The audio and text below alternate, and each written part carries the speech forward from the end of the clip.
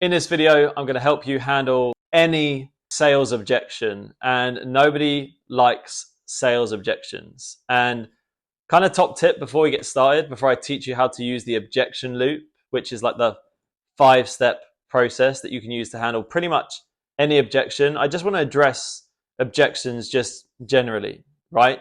One of the best ways to handle objections is to embed certain questions into your sales process so that you don't have to handle them at the end, or at least if you do, you have the right ammunition. For example, let's say you ask someone earlier in the call, do you have a partner? Does anyone support you with your health and fitness? And they say, yes, my wife. And you say, oh, great. And does your wife know we're on this call?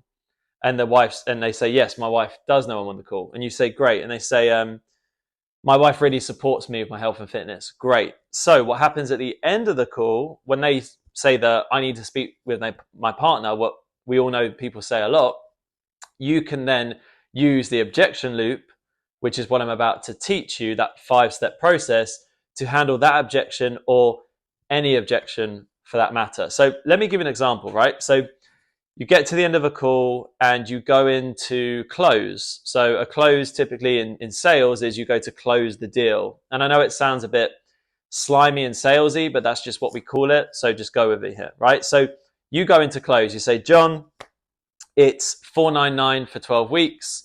Then it goes to $149 a month in month 4. Any questions? No. Great.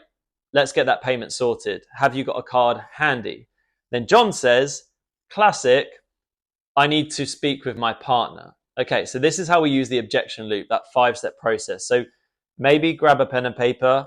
You should probably write this down. So you ready, right? We go, John says I need to speak with my partner.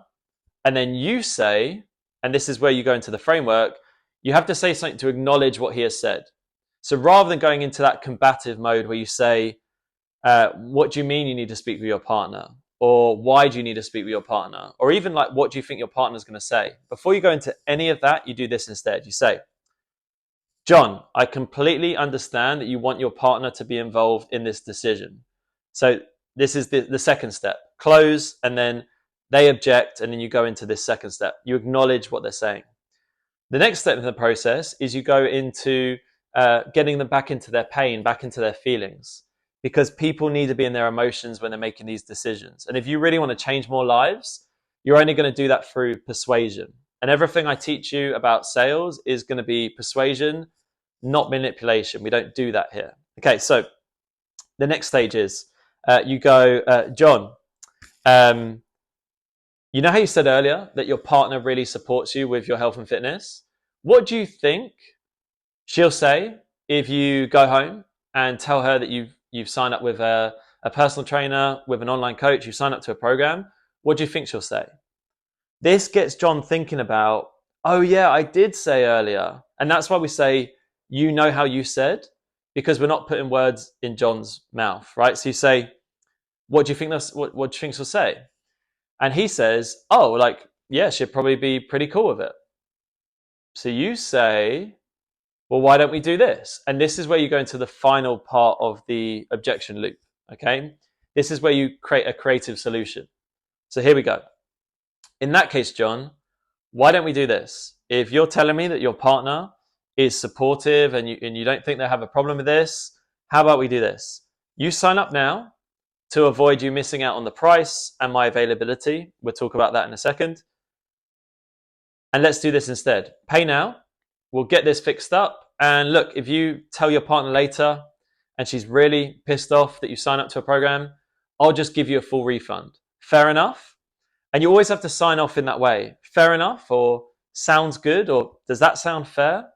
And then what you can do is move into the close. So by you saying fair enough, John says, fair enough. And then you say, okay, John, let's fix the payment. What's your long card number? Okay, this is how you use the objection loop. So to break it down one last time, you go into close, they hit you with an objection, you acknowledge, you get them back into their pain, back into their feelings, and then you hit them with the solution. And in this case, the solution is pay now, and if you get into an argument later, I can give you a full refund. Fair enough. Look, I'll be going through this in more detail in future videos. I just wanted to really quickly shoot this. I know that some of you guys have been struggling to convert people on the phone. I will be going deeper on this in future videos, but I just thought I'd shoot that for you. And if you found that useful, make sure to subscribe for future videos. Make sure to leave me a comment below if you have any questions. And likewise, if you fish around somewhere around this video, you might be able to find some links to learn more about working with me inside FBC. And I'll catch you on the next video.